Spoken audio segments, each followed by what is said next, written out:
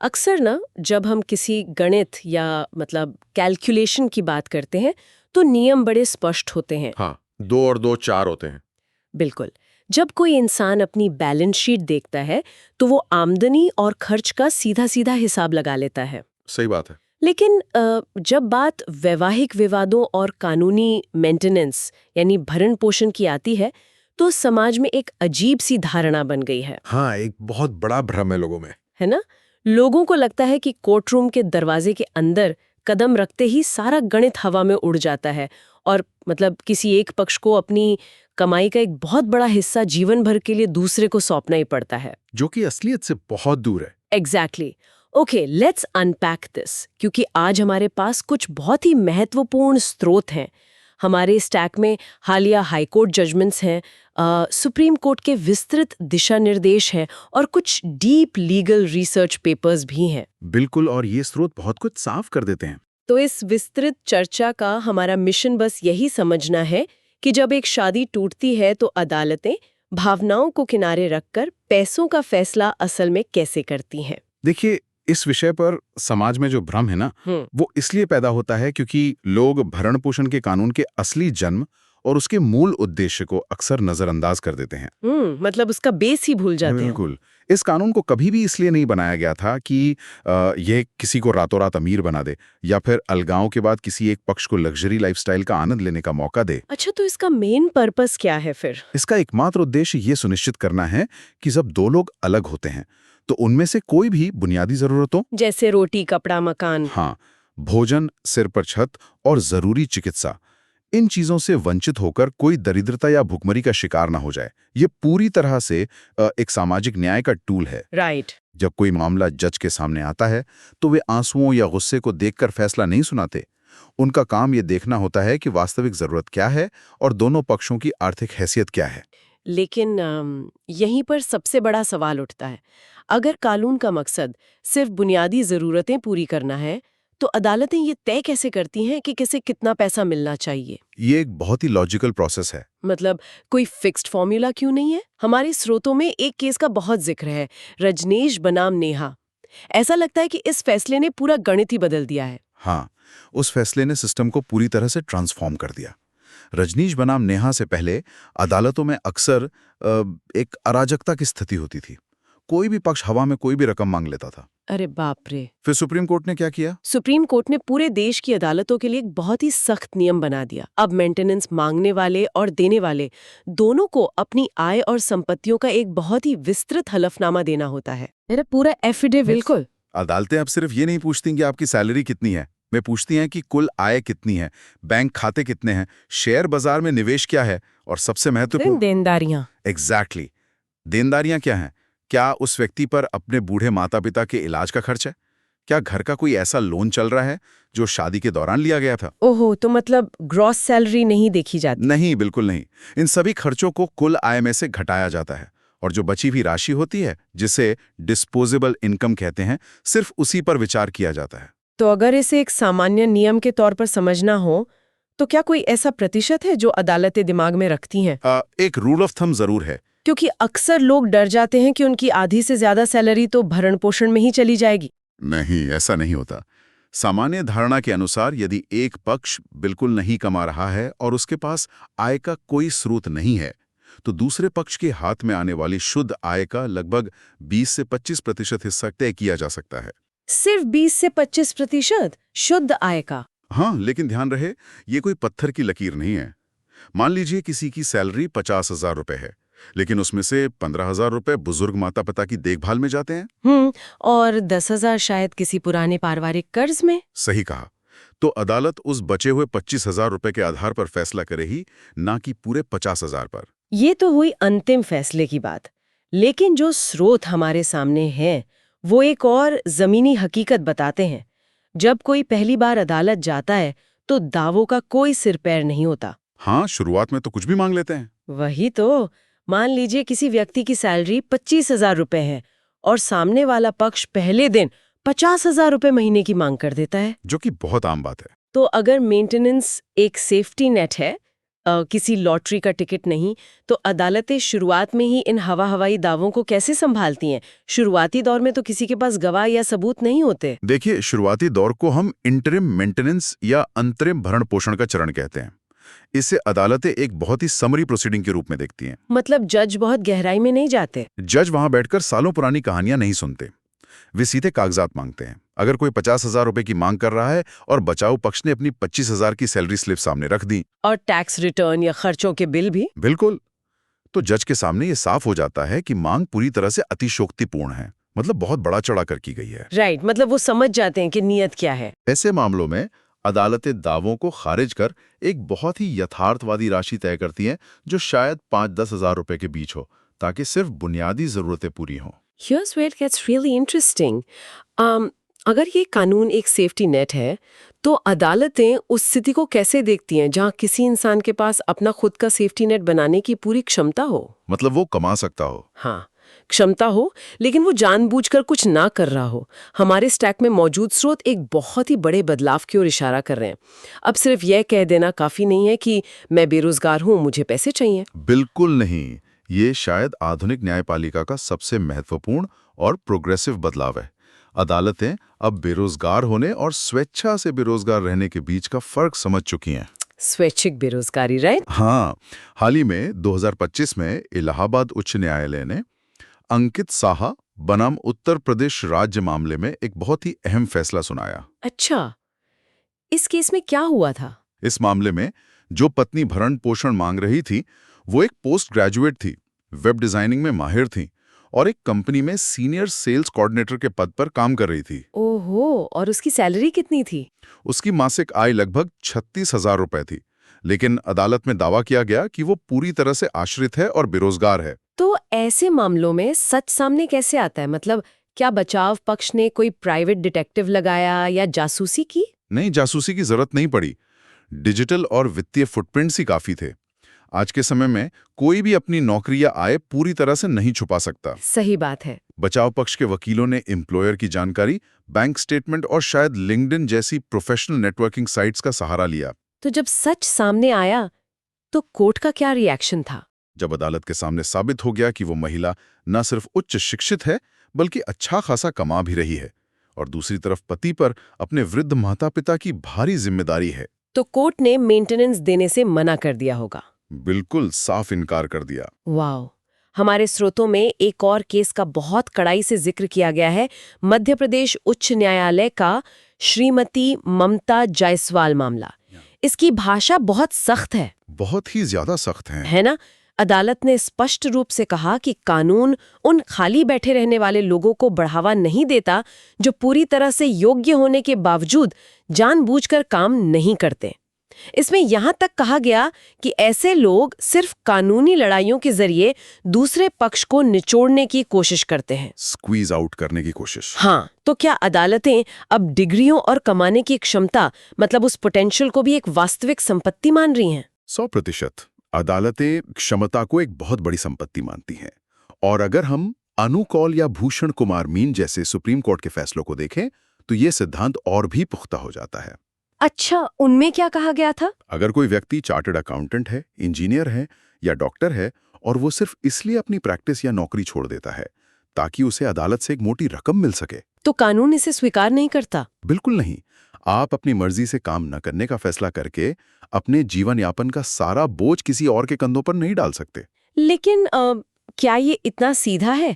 मतलब मैं यहाँ थोड़ा असहमत होना चाहूंगी। बताइए। मान लीजिए एक महिला पढ़ी लिखी है, उसके पास MBA की डिग्री है, लेकिन शादी के बाद 10 सालों तक उसने परिवार और बच्चों की परवरिश के लिए कोई नौकरी नहीं की। ये एक बहुत ही प्रैक्टिकल सिचुएशन है। राइट। अब 10 साल बाद जब विवाद शुरू होता है, तो वो अचानक से बाजार में जाकर नौकरी तो नहीं ढूंढ सकती। क्या अदालतें इस गैप को नजरअंदाज कर देती हैं और सिर्फ डिग्री देखकर मेंटेनेंस देने से मना कर देती हैं? ये एक बहुत ही जायज सवाल है और यहीं पर अदालतों का विवेक काम आता है। अदालतें रोबोट नहीं है। शुक्र है। हाँ, वे परिस्थितियों के संतर को समझती हैं। देखिए, डिग्री होना और रोजगार के वास्तविक अवसर होना दोनों अलग बातें हैं। बिल्कुल। अगर किसी ने 15 साल से काम नहीं किया है तो अदालत उसे कुछ समय के लिए वित्तीय सहायता जरूर देती है ताकि वो खुद को दोबारा पैरों पर खड़ा कर सके। लेकिन उन केसेस का क्या जिनकी हमने पहले बात की? हाँ, जैसे दिल्ली हाईकोर्ट का रूपाली गुप्ता केस, वहां पत्नी एक योग्य सीए थी और 2003 से लगातार प्रोफेशन में थी।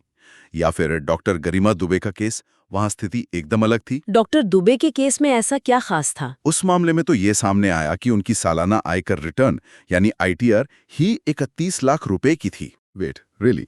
31 लाख की आईटीआर होने के बावजूद खुद को बेरोजगार बताना? हाँ, जब आप सक्रिय रूप से इतना पैसा कमा रहे हों, तब अदालतें कहती हैं कि आपको दूसरे पक्ष के सहारे की कोई जरूरत नहीं है। ये तो सीधे तौर पर अदालत की आंखों में धूल झोंकने वाली बात हो गई। अब तक हमने सिर्फ वित्तीय क्षमता और पैसों के गणित की बात की, लेकिन एक शादी सिर्फ बैंक अकाउंट से तो नहीं चलती ना। हमारे स्रोतों से ये भी पता चलता है कि रिश्तों की गतिशीलता और कुछ खास तरह का व्यवहार सीधे तौर पर मेंटेनेंस के अधिकार को खत्म कर सकता है। बिल्कुल, पैसों से बढ़कर भी बहुत सी चीजें देखी जाती हैं। भरण पोषण के कानून में, जो अब नए आपराधिक कानूनों के तहत सेक्शन 144 BNSS बन गया है, कुछ बहुत ही स्पष्ट बचाव दिए गए हैं। इनमें सबसे प्रमुख है बिना किसी उचित कारण के अलग रहना। इसे कानूनी भाषा में डिजर्शन कहा जाता है। सुप्रीम कोर्ट ने रोहताश सिंह बनाम रमेंद्री मामले में से बहुत गहराई से समझाया है। तो इसमें एग्जैक्टली क्या कहा गया है? कानून कहता है कि आप एक ही समय पर शादी की जिम्मेदारियों से भाग नहीं सकते और साथ ही शादी के वित्तीय लाभ भी नहीं उठा सकते। मतलब दोनों चीजें एक साथ नहीं मिलेंगी। एग्जैक्टली। यदि कोई जीवन साथी अपनी मर्जी से बिना किसी पर्याप्त कारण के घर छोड़ देता है तो उसका भरण पोषण मांगने का अधिकार स्वतः ही समाप्त हो जाता है। और इसके अलावा कोई और कारण? हाँ, यदि कोई पक्ष व्यभिचार यानी अडल्ट्री में लिप्त है या फिर दोनों पक्षों ने आपसी सहमति से अलग रहने का फैसला किया है कि भाई अपना अपना रास्ता चुन लेते हैं। हाँ, तब भी ये दावा नहीं बनता। पर इसे साबित करना तो किसी बुरे सपने से कम नहीं होगा। वैवाहिक जीवन की अधिकांश बातें तो बंद दरवाजों के पीछे होती हैं। बिल्कुल, और यही सबसे बड़ा चैलेंज होता है। अगर कोई पक्ष कहता है कि मुझे प्रताड़ित किया गया था इसलिए मैंने घर छोड़ा, तो दूसरा पक्ष से अदालत में झूठा कैसे साबित करेगा? क्या सिर्फ आरोप लगा देना काफी है? नहीं, सिर्फ आरोप लगा देना कभी काफी नहीं होता। और यहीं पर बचाव पक्ष की कानूनी रणनीतियां और सबूतों का महत्व सामने आता है। तो मतलब सबूत देने पड़ते हैं। बिल्कुल। जब कोई प्रताड़ना या क्रूरता का आरोप लगाकर घर छोड़ता है और पर्याप्त कारण होने का दावा करता है तो उसे ये साबित करना पड़ता है। अदालतें पूछती हैं कि क्या कोई मेडिकल रिपोर्ट है, अच्छा, या फिर कोई पुलिस शिकायत। हाँ, क्या कोई पुलिस शिकायत दर्ज की गई थी? क्या कोई पड़ोसी या गवाह है जो इस क्रूरता की गवाही दे सके? अगर इनमें से कोई भी ठोस सबूत नहीं है और सिर्फ एक मनगढ़ंत कहानी पेश की गई है तो कोर्ट उसे नहीं मानती। अदालतें इसे पर्याप्त कारण मानने से साफ इनकार कर देती हैं। बचाव पक्ष के वकील का मुख्य काम यही होता है कि वह जिरह यानी क्रॉस एग्जामिनेशन के जरिए उन कहानियों में मौजूद विरोधाभासों को सामने लाए। सबूतों और विरोधाभासों की बात करते ही इस पूरी चर्चा का सबसे गंभीर हिस्सा सामने आता है, न्यायपालिका की शुद्धता। बिल्कुल, न्यायपालिका की शुद्धता और क्लीन हैंड्स मतलब साफ नियत का सिद्धांत। जब रजनेश बनाम नेहा ने आय का हलफनामा देना अनिवार्य कर दिया तो बहुत से लोगों ने सोचा कि वे एफिडेविट में ही झूठ बोल देंगे, जो कि बहुत बड़ी गलती है। अपनी आय छिपा लेंगे। लेकिन अगर कोई ऐसा करता है तो उसके क्या परिणाम होते हैं? इसके परिणाम बहुत ही भयानक हो सकते हैं। जब कोई व्यक्ति अदालत में झूठा हलफनामा दायर करता है तो वो परजरी या झूठी गवाही का बहुत गंभीर अपराध कर रहा होता है। राइट। सुप्रीम कोर्ट ने दिलीप सिंह बनाम उत्तर प्रदेश राज्य के फैसले में जो कहा वो न्यायपालिका की हताशा को दर्शाता है। न्यायाधीशों ने बहुत ही कड़े शब्दों में कहा कि पिछले 40 सालों में वादियों की एक ऐसी नई नस्ल पैदा हो गई है। नई नस्ल? हाँ, जिसके मन में सच्चाई के लिए कोई सम्मान नहीं है। ये लोग अपने निजी लाभ के लिए झूठ, गलत बयानी और तथ्यों को छिपाने का सहारा लेने में जरा भी नहीं हिचकिचाते। वादियों की एक नई नस्ल, ये सच में एक बहुत ही पावरफुल टिप्पणी है। और अदालत का समय बर्बाद करना अब कोई छोटी बात नहीं रह गई है। बिल्कुल। 2025 का एक बहुत ही ताज़ा मामला है, रेखा शरद उशीर केस, जो इसी बात को पुख्ता करता है। सुप्रीम कोर्ट ने साफ कहा कि जो व्यक्ति अदालत से महत्वपूर्ण तथ्य छिपाता है उसे न्याय मांगने का कोई अधिकार नहीं है। बिल्कुल सही बात है। फैसले में ना एक बहुत ही सख्त लाइन है, जो लोग गंदे हाथों से न्याय के पवित्र फवारे को छूने की कोशिश करते हैं उन्हें अदालत से कोई राहत नहीं मिलनी चाहिए। वाह, ये बहुत गहरी बात है। मैं इसे खेल के नियम की तरह देखती हूँ। अगर मैदान में कोई खिलाड़ी रेफरी से ही झूठ बोले, और फाउल मांगने की कोशिश करें, हाँ, बिना किसी के छुए अपनी चोट का नाटक करे, तो रेफरी सिर्फ उस अपील को खारिज नहीं करेगा, वो उस खिलाड़ी को रेड कार्ड दिखाकर पूरे गेम से ही बाहर कर देगा। ये खेल का उदाहरण एकदम सटीक बैठता है। अदालतें अब उस रेफरी की तरह ही काम कर रही हैं, है ना? और तथ्य छिपाने वालों को बेनकाब करने के लिए जो डिफेंस स्ट्रैटेजीज अपनाई जाती हैं, वे भी बहुत दिलचस्प हैं।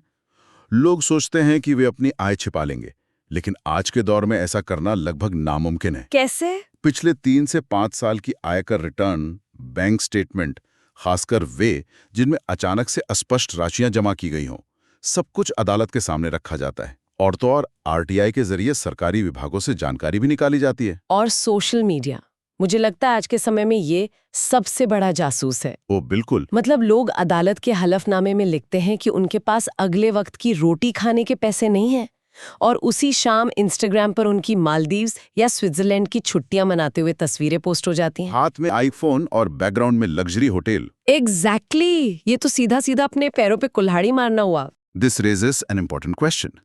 इस पूरी प्रक्रिया में एक बहुत ही महत्वपूर्ण सवाल ये भी उठता है कि क्या भरण पोषण का एक बार जो फैसला आ गया, वो जीवन भर के लिए पत्थर की लकीर बन जाता है? अच्छा, मान लीजिए जब अदालत ने फैसला सुनाया तब परिस्थितियां कुछ और थीं, लेकिन कुछ समय बाद हालात बदल जाते हैं। हाँ, तो क्या कानून में इस बदलाव की कोई गुंजाइश है? यह एक बहुत ही व्यवहारिक परिदृश्य है।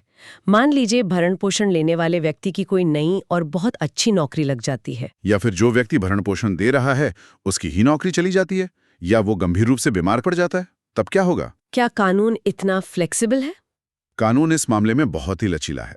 नए कानूनों के तहत सेक्शन 146 बीएनएसएस बिल्कुल इसी स्थिति के लिए बनाया गया है। ओहो, मतलब संशोधन हो सकता है? बिल्कुल।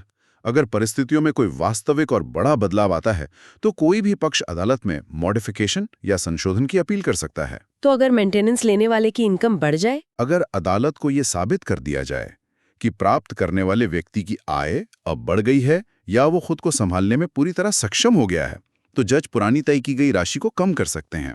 या उसे हमेशा के लिए खत्म भी कर सकते हैं? हाँ, पूरी तरह खत्म भी कर सकते हैं। कानून किसी को जीवन भर के लिए एक ही वित्तीय ढांचे में नहीं बांधता, वो परिस्थितियों के हिसाब से खुद को ढालता है। So what does this all mean? इस पूरी चर्चा और इन तमाम केस स्टडीज को अगर हम एक जगह समेटें तो क्या निष्कर्ष निकलता है? निष्कर्ष बहुत साफ है। हमारे स्रोतों से जो तस्वीर उभरती है वो ये है कि भरण पोषण एक वास्तविक जरूरत के लिए बनाया गया सुरक्षा जाल है। ये किसी भी तरह से सामने वाले को प्रताड़ित करने या जीवन भर शोषण करने का हथियार नहीं है। एग्जैक्टली, ये कोई पेंशन प्लान नहीं है। अदालतें अब बहुत ज्यादा सतर्क हो गई हैं। वे अब सिर्फ दावों पर भरोसा नहीं करती, वे डिग्रियां देखती हैं, इंसान की कमाने की क्षमता का आकलन करती हैं, डिजिटल सबूतों को खंगालती हैं, और सबसे बढ़कर ये देखती हैं कि अदालत का दरवाजा खटखटाने वाले की नीयत कितनी साफ है, क्लीन हैंड्स हैं या नहीं। बिल्कुल। और इन्हीं बदलते हुए न्यायिक दृष्टिकोणों को देखकर एक बहुत ही गहरा सवाल जन्म लेता है। कैसा सवाल? जिस तेजी से आज अदालतें विवाह में दोनों भागीदारों की वित्तीय स्वतंत्रता, उनकी उच्च शिक्षा और उनकी कमाने की क्षमता को इतनी ज्यादा अहमियत दे रही हैं, क्या भविष्य में हम विवाह से जुड़े कानूनों को पूरी तरह से एक ऐसे नए ढांचे में विकसित होते देखेंगे जहां एक व्यक्ति का दूसरे पर हमेशा के लिए आर्थिक रूप से निर्भर होना पूरी तरह से बीते कल की बात हो जाएगी? वाओ! क्या आने वाले समय में वैवाहिक रिश्ते सिर्फ भावनात्मक साझेदारी तक सीमित रह जाएंगे, जहां कानूनी रूप से आर्थिक निर्भरता की कोई जगह ही नहीं बचेगी? ये तो बहुत ही प्रोवोकेटिव थॉट है। ये समाज और न्यायपालिका के बदलते हुए नजरिए का एक ऐसा पहलू है जिस पर हम सभी को बहुत गंभीरता से विचार करना चाहिए।